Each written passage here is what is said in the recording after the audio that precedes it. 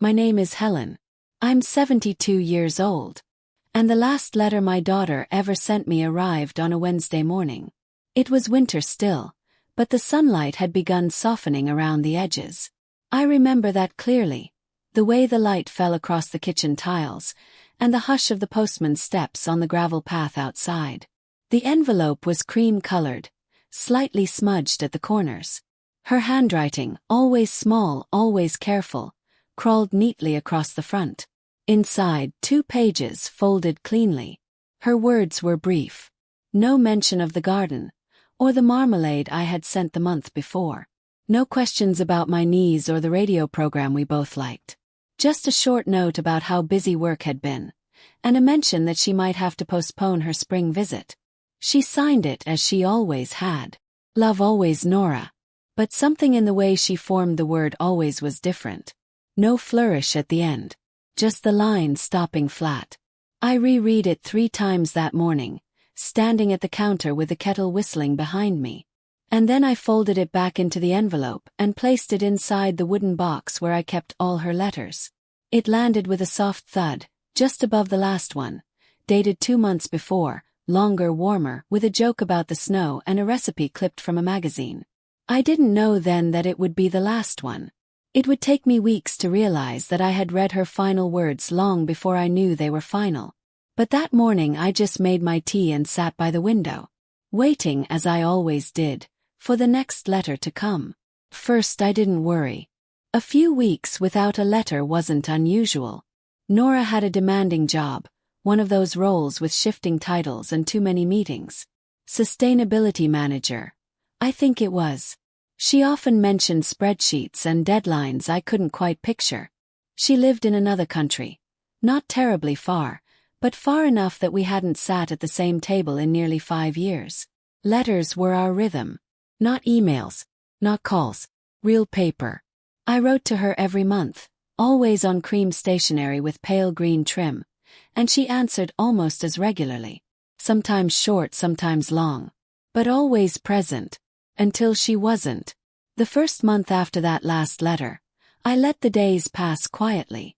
I baked scones she once liked, swept the corners of the house more than necessary, rearranged the cupboard by expiry date. I told myself she was simply busy.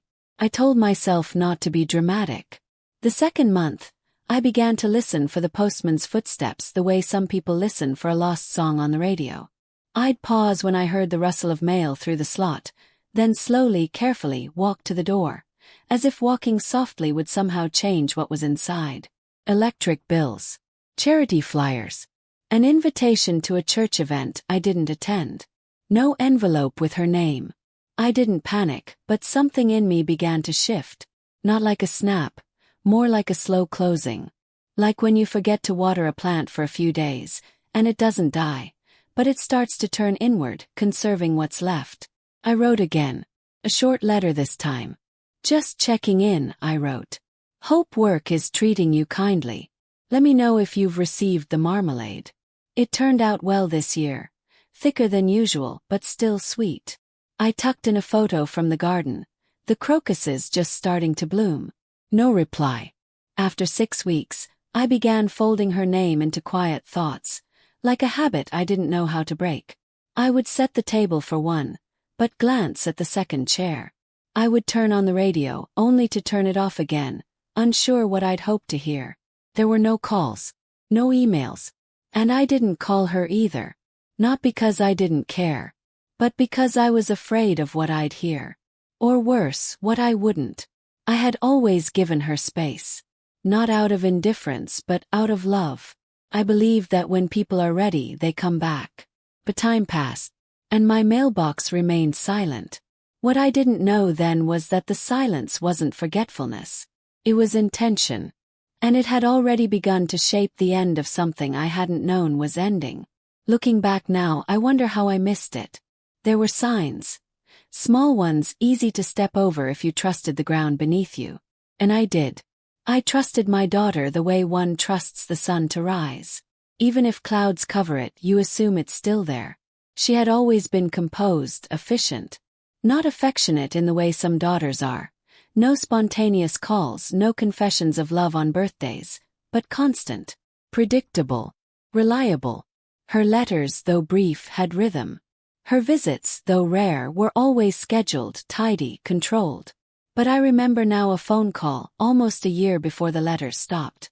She had called in the middle of the day. Unusual for her.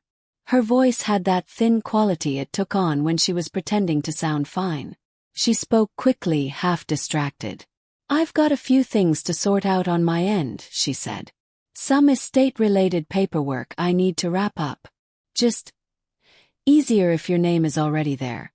You know, in case something happens. It's standard stuff." I remember frowning. "My name where?"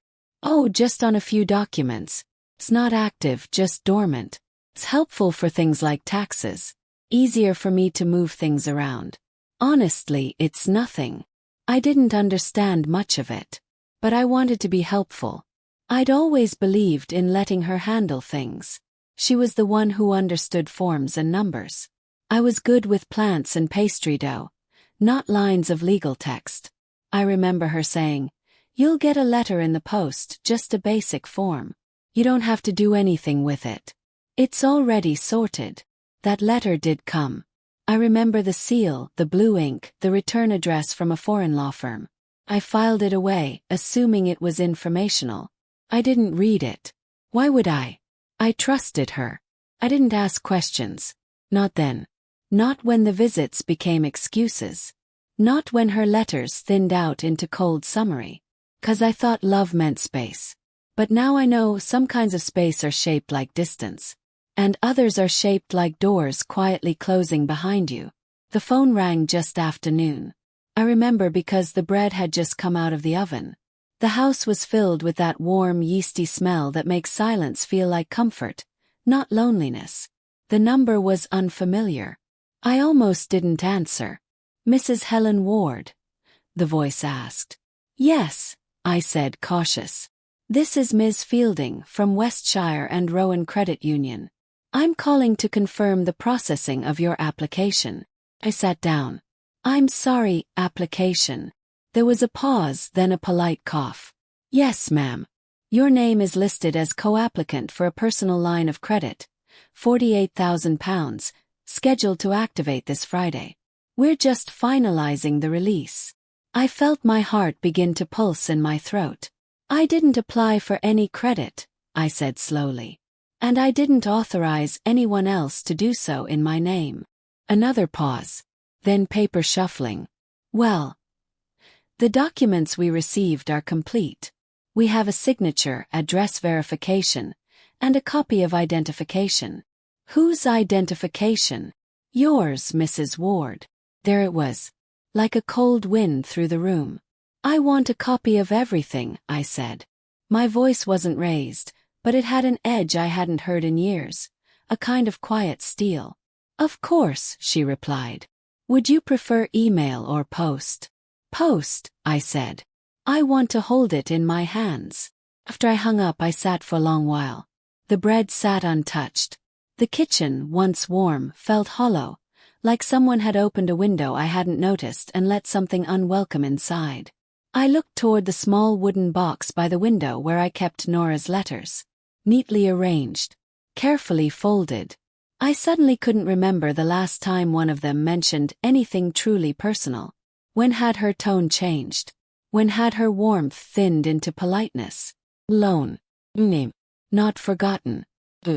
And that was the first time the silence in my home didn't feel like absence. Felt like hiding. The envelope arrived 4 days later. Heavy, official, stiff at the corners. My name was printed cleanly across the front, but the paper inside felt nothing like mine. I waited until evening to open it. There was something almost sacred about the ritual. The kettle warming on the stove, the lamp casting a pool of soft light across the table, the windows drawn closed. I needed the room to be still. I needed to be steady. I untied the string. Inside were 6 pages. Contract terms, fee schedules, and 2 signature fields. One bore my daughter's name. The other mine. I stared at it. It was my name, my handwriting, my old loop on the H. The slight backward lean of the D. was good. Oh, good. Not traced, not forged in panic. Copied with care. And that was the worst part. Whoever did this knew me well enough to mimic the angle of my wrist, the slant of age in my strokes, the particular way I never quite closed the E. My daughter had watched me write letters for years. She had signed birthday cards for me when my hands ached. She had addressed envelopes with my return address when I wasn't feeling well. She knew every line of my pen. There was no doubt. She had signed for me. I placed the page beside one of her old letters. The curves matched too perfectly. Like a duet sung by one voice pretending to be two. I didn't cry. Not then. There was something strangely clean about it. Like the moment when dust finally settles and you can see exactly what's been there all along. The silence hadn't been a forgetting. Had been a cover. A place where deception could grow undisturbed, until it had shape and weight and ink. And now, my name was tied to something I didn't choose. That's when I realized. The danger wasn't the money. It was the erosion of truth. She hadn't just borrowed without asking. She had borrowed me. It was nearly midnight when I found it. I couldn't sleep. My hands were restless, not from pain, but from the weight of stillness.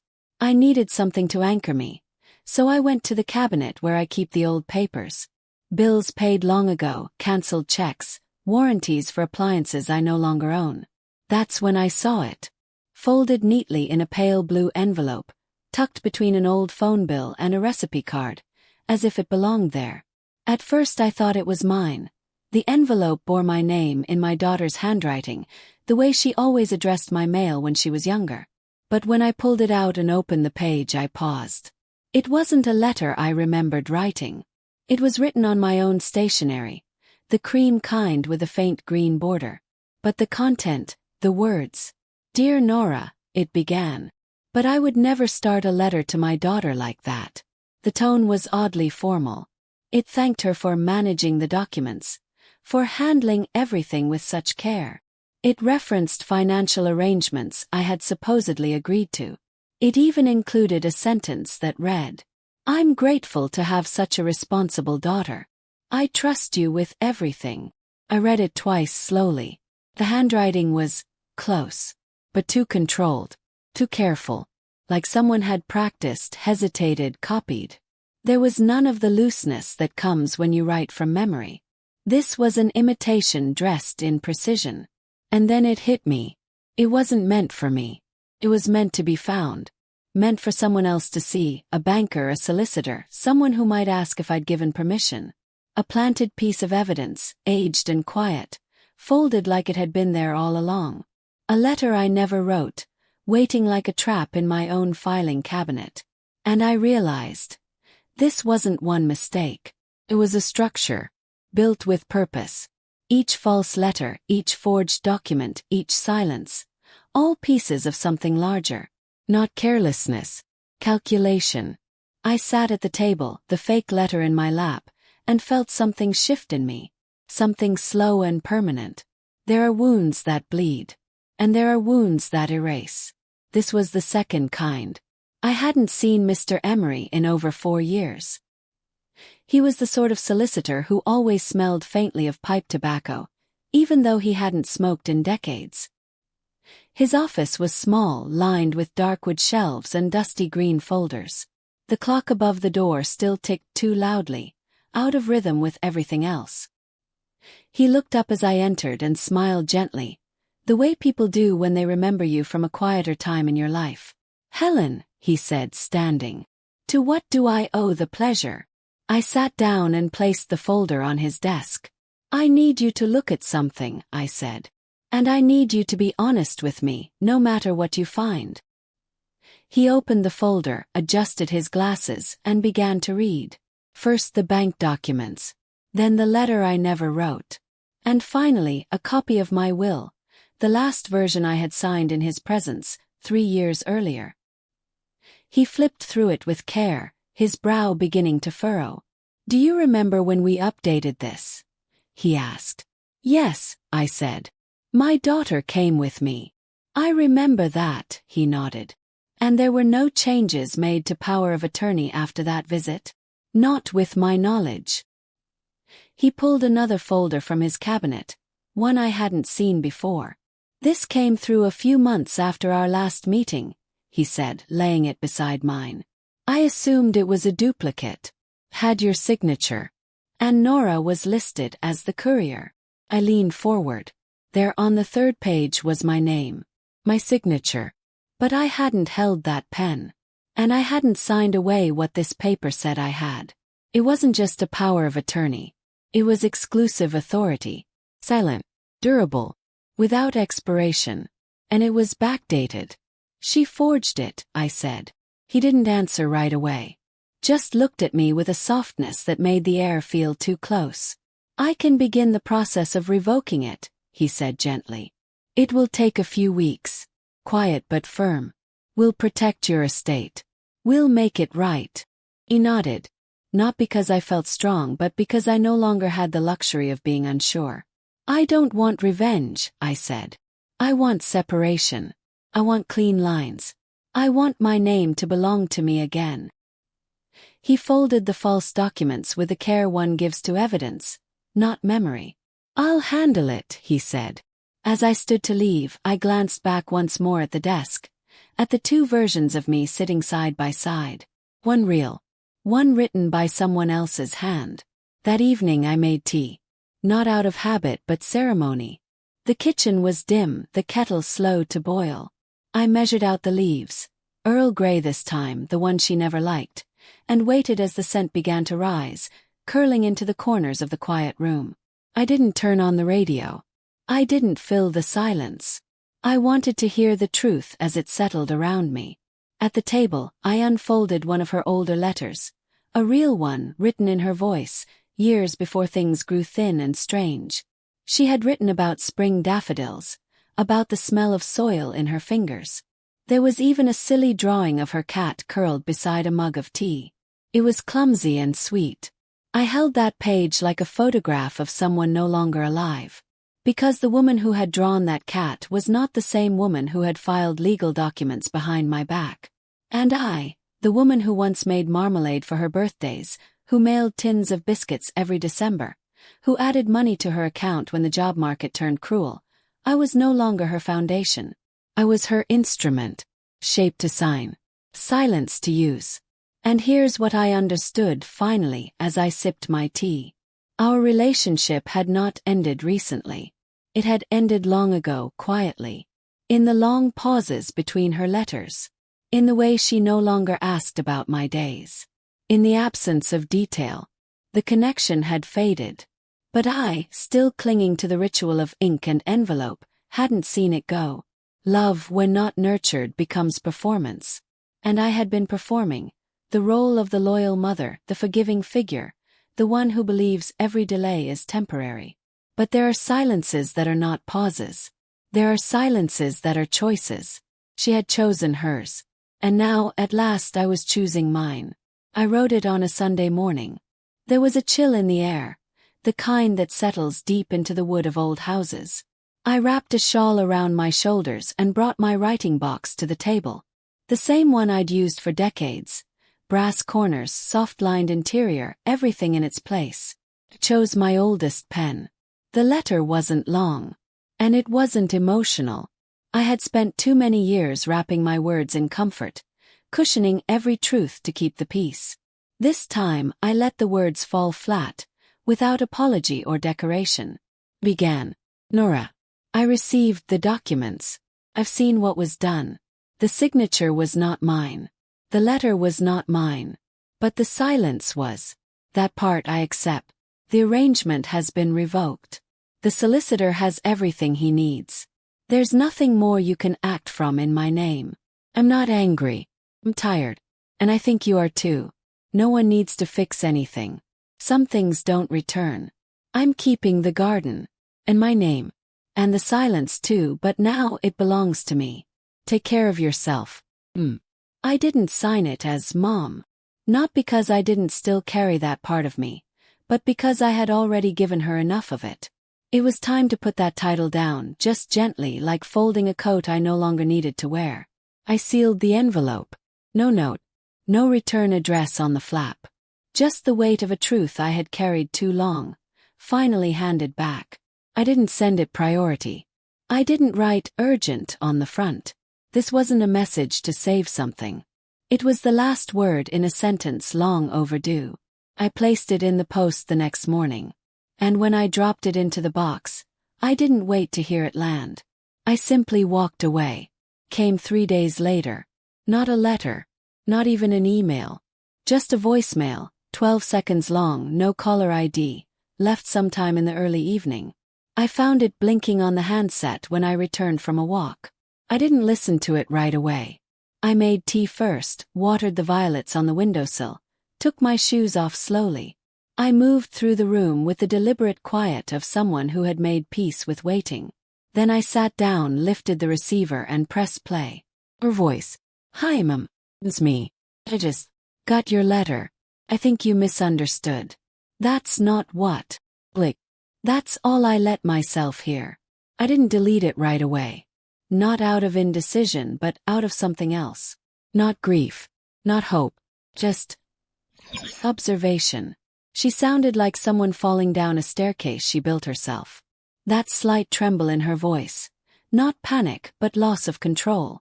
As if she thought the letter might be a beginning of some negotiation. As if I had left room for more. But I hadn't. There was no anger in me. Just a gentle refusal to enter a room that had long been emptied of chairs. She would speak again. Maybe more messages. Maybe one day a letter of her own. Maybe nothing at all. But I would not answer. Because this time, silence wasn't a punishment. It was protection. And for once it was mine. Life didn't bloom all at once. It didn't rush back like light flooding a dark room. It returned like something familiar and modest. Like the sound of the kettle whistling, or the quiet hum of the fridge at night. No grand turning point. Just presence. I swept the floor. I took the bins out on Mondays. I trimmed the hydrangeas by the garden wall. The roots were still strong, though last year's blooms had dried and split. One morning I sat on the bench outside the post office, watching a boy struggle with a parcel too large for his hands. He looked up at me and smiled. Not politely, not out of obligation, but with that open, unguarded light children sometimes carry when the world hasn't hurt them yet. And I smiled back. There were no letters in my mailbox that day.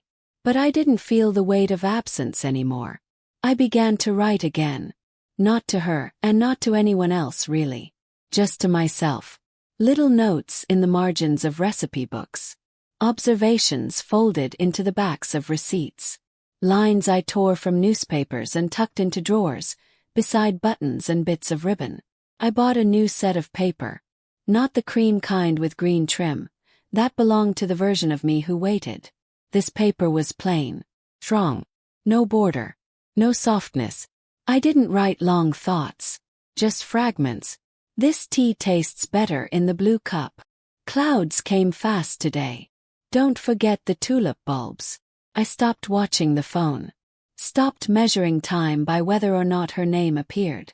I started listening to the birds again, really listening, and noticed that one of them sang only in the early evening, always around the same tree. The house didn't feel empty anymore. Felt mine. Not the version of me she remembered. Not the mother she used. Just me. Helen. With 2 hands that still write. A garden that still grows. And a life that, however quiet, belongs entirely to itself. This morning I stood at the window and watched the light move across the floorboards. Slow and soft, the way it used to when Nora was still small, when her footsteps padded across these same planks in wool socks and mismatched pajamas. But today the silence was different. It wasn't waiting for a knock. It wasn't shaped like absence. It was whole. I made tea, poured it into the blue cup, the one with the chipped handle I never threw away, and sat down in the armchair by the window. No letter in my lap. No radio on. Just me, and the sound of the world continuing without asking permission. There are so many kinds of silence. There's the silence between phone calls. The silence between 2 people who used to speak easily. The silence of a room after a voice leaves it. The silence of a mother who has run out of ways to be understood.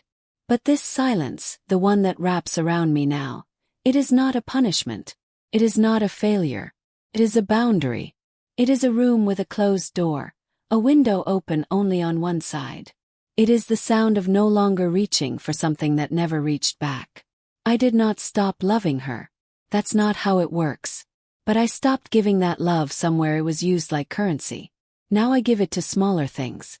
To the garden. To the quiet rhythm of making soup from scratch. To the birds. To the gentle act of leaving space and letting it stay empty. I used to believe that love was proven by staying. Now I know sometimes love is proven by leaving well. By not answering. By letting the silence be yours, not theirs. And so I sit. Woman.